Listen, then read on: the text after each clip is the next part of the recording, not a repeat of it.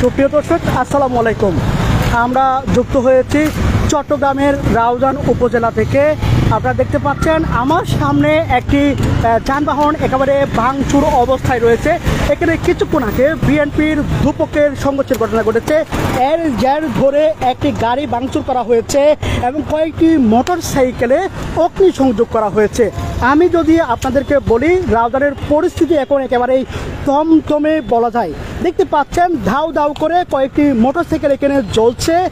এটি বিএনপির দুই গ্রুপের সংঘর্ষের জের ধরে দুটি গাড়ি ভাঙচুর করা হয়েছে।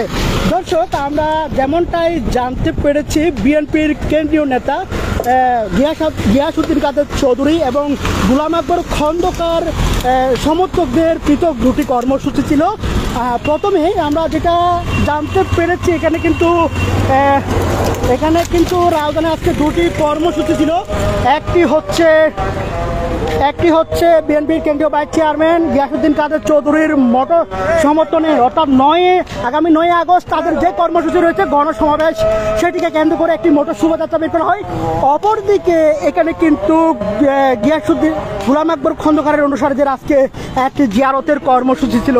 আমরা যদি আপনাদেরকে দেখানোর চেষ্টা করছি, তারা এখানে চট্টগ্রাম উত্তর জেলা বিএনপির সাবেক সহসভাপতি, রাউজান উপজেলা বিএনপির সাবেক সভাপতি মহিউদ্দিন আহমেদ এর প্রতি বিএনপির চেয়ারপারসনের উপদেষ্টা সাবেক রাষ্ট্রদূত সাবেক সংসদ সদস্য চট্টগ্রাম উত্তর জেলা বিএনপির আহ্বায়ক গোলাম আকবর খন্দকার শ্রদ্ধা নিবেদন করার জন্য যাচ্ছিলেন এবং একই সঙ্গে বিএনপির কেন্দ্রীয় ভাইস চেয়ারম্যান গিয়াসউদ্দিন কাদের চৌধুরীর অনুসারীদের একটি মোটরসাইকেল শোভাযাত্রা ছিল। আগামী 9 তারিখ তাদের একটি কর্মসূচি ছিল। দুই পক্ষে যখন মুখোমুখি অবস্থান হয়, এর মধ্যে কিন্তু সংঘর্ষের ঘটনা ঘটে। এই সংঘর্ষের পরিস্থিতিতে দুই পক্ষের অনেক নেতাকর্মী আহত হয়েছে বলে আমরা জানতে পারছি।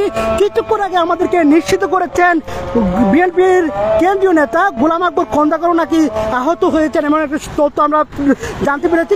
তবে এখনো পর্যন্ত কোনো সূত্র থেকে আমরা নিশ্চিত হতে পারিনি। আমরা যেটা লক্ষ্য করেছি, আইন শৃঙ্খলা রক্ষাকারী বাহিনীর সদস্যরা কিন্তু এখানে উপস্থিত হয়েছেন। র্যাব, পুলিশ এবং বিভিন্ন সংস্থার আইন শৃঙ্খলা রক্ষাকারী বাহিনীর সদস্যরা তারা উপস্থিত হয়েছেন। তারা পরিস্থিতি মোটামুটি নিয়ন্ত্রণে আনলেও কিন্তু এই এলাকায় কিন্তু এখনো পর্যন্ত থমথমে অবস্থা বিরাজ করছে। দেখতে পাচ্ছেন, এটি ধারণা করা হচ্ছে বিএনপির কেন্দ্রীয় নেতা গোলাম আকবর খন্দকারের গাড়ি। এই গাড়ির সাথে কয়েকটি মোটরসাইকেলও ছিল, গাড়ি বহর ছিল তাদের, বেশ কয়েকটি মোটরসাইকেলে অগ্নিসংযোগ করা হয়েছে। সেটা দেখেছি আমরা। এখানে কিছুক্ষণ পর এখানে মোটরসাইকেলের যে চাকাগুলো রয়েছে সেগুলো আসলে ব্লাস্ট হচ্ছে। একই সঙ্গে মোটরসাইকেল একেবারে জ্বলে ছারকার হয়ে গেছে। আমরা দেখতে পাচ্ছি এটি একটি গাড়ি। এই গাড়িটি কিন্তু গোলাম আকবর খন্দকারের, অর্থাৎ এটি বিএনপির চেয়ারপারসনের উপদেষ্টা সাবেক রাষ্ট্রদূত, সাবেক সংসদ সদস্য এবং চট্টগ্রাম উত্তর জেলা বিএনপির আহ্বায়ক গোলাম আকবর খন্দকারের গাড়ি বলে ধারণা করা হচ্ছে। তারা উত্তর জেলা বিএনপির সাবেক সহসভাপতি, রাউজান উপজেলা বিএনপির সাবেক সভাপতি মহিউদ্দিন আহমেদের কবর জিয়ারত করার জন্য, শ্রদ্ধা নিবেদন করার জন্য যাচ্ছিলেন। একই সঙ্গে বিএনপির কেন্দ্রীয় ভাইস চেয়ারম্যান সাবেক সংসদ সদস্য গিয়াসউদ্দিন কাদের চৌধুরীর অনুসারীরা তারা এখানে একটি মোটর শোভাযাত্রা বের করেছিল। এরপর তারা উভয় পক্ষ কিন্তু মুখোমুখি অবস্থানে যায়। এরপর ঘটে পাল্টা হামলার ঘটনা, ঘটে সংঘর্ষের ঘটনা। বেশ কয়েকটি গাড়ি এখানে কিন্তু একেবারে জ্বালিয়ে দেওয়া হয়, কয়েকটি ভাঙচুর করা হয়। বেশ কয়েকজন নেতাকর্মী আহত হয়েছেন বলে আমরা জানতে পারছি। তবে এখনো পর্যন্ত কারো নাম ঠিকানা আমরা নিশ্চিত হতে পারিনি। দর্শক যারা দেখছেন সবাইকে আবারও বলছি, এটি কিন্তু চট্টগ্রামের রাউজান উপজেলার রাউজান পৌরসভার 1 নম্বর ওয়ার্ডের সত্তরঘাটা এলাকায়, অর্থাৎ দেশের যে একমাত্র প্রাকৃতিক মৎস্য প্রজনন ক্ষেত্র হালদা নদী রয়েছে, তার হালদা নদীর উপর একটি সেতু রয়েছে। সেই সেতুর অল্প দূরত্বে কিন্তু এই সংঘর্ষের ঘটনা ঘটে। আইন শৃঙ্খলা রক্ষাকারী বাহিনীর সদস্যরা তারা আসছেন এখানে। তারা পরিস্থিতি কিছুটা নিয়ন্ত্রণে নিলেও এখনো পর্যন্ত দুপক্ষ এখান থেকে ঘটনাস্থল ত্যাগ করলেও কিন্তু এখনো পর্যন্ত এই এলাকায় দমদমে পরিস্থিতি বিরাজ করছে। দর্শক দেখতেই পাচ্ছেন গাড়িটি এমনভাবে ভাঙা হয়েছে,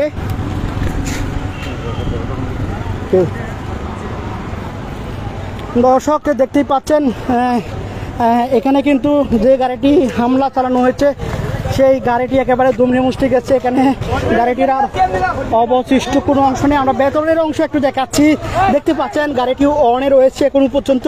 দেখতেই পাচ্ছেন একেবারে গ্লাসগুলো একেবারে ভেঙে গেছে, যে চানরূপ সেটিও কিন্তু সেটি গ্লাস থেকে শুরু করে গাড়ির কাচ, দরজা এবং জানলা সব কিছু কিন্তু একেবারে ভেঙে ফেলা হয়েছে। গাড়িটা একেবারেই দুমড়ে মুচড়ে গেছে অনেকটাই, সেটাই আমরা দেখেছি। আমরা যখন এখানে আসছি আসলে দুই পক্ষের মুখোমুখি অবস্থান দেখেছি।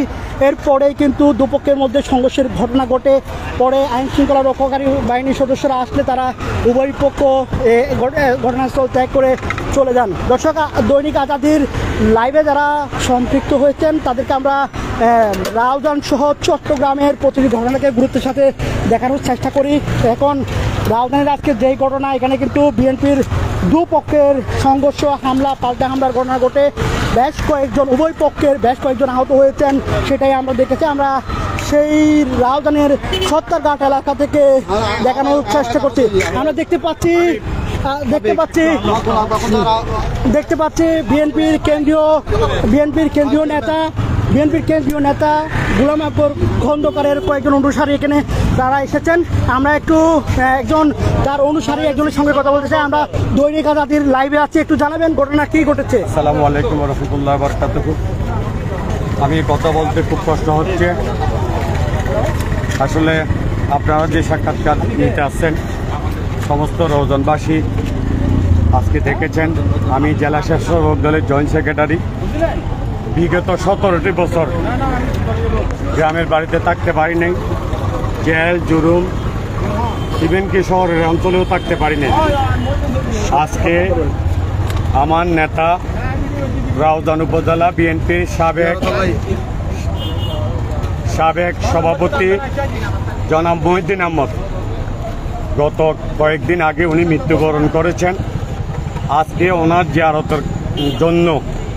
জিয়ারত করার জন্য আমরা চট্টগ্রাম উত্তর জেলার নেতৃবৃন্দ এবং আমার প্রিয় নেতা গোলাম আকবর খন্দকার সহ আমাদের কর্মী বাহিনী নিয়ে যখন আমরা জিয়ারতের উদ্দেশ্যে যাচ্ছিলাম, তখন এক শ্রেণীর দুষ্কৃতিকারী যারা অতীতে আওয়ামী লীগের সাথে ছিল, আজকে আমি প্রকাশ্য বলতে চাই, কোনো দ্বিধা নাই আমার, কারণ রাজপথে সংগ্রাম করেছি আমরা, শেখ হাসিনার বিরুদ্ধে সংগ্রাম করেছি আমরা, ত্যাগ করেছি আমরা, গ্রামের বাড়িতে যেতে পারি নাই আমরা, আমাদের গ্রামের বাড়িতে আমার আম্মা সহ সবাইকে হামলা করেছে অনেকবার।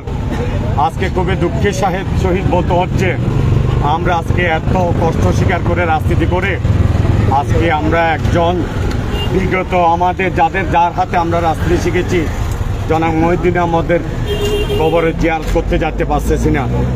আমি আজকে আপনাদের মাধ্যমে আপনাদেরকে জানাচ্ছি যে ন্যাক্কারজনক হামলা, বিশেষ করে আমার নেতার উপর যে গোলাম আকবর খন্দকার খুব বেশি ইনজুরি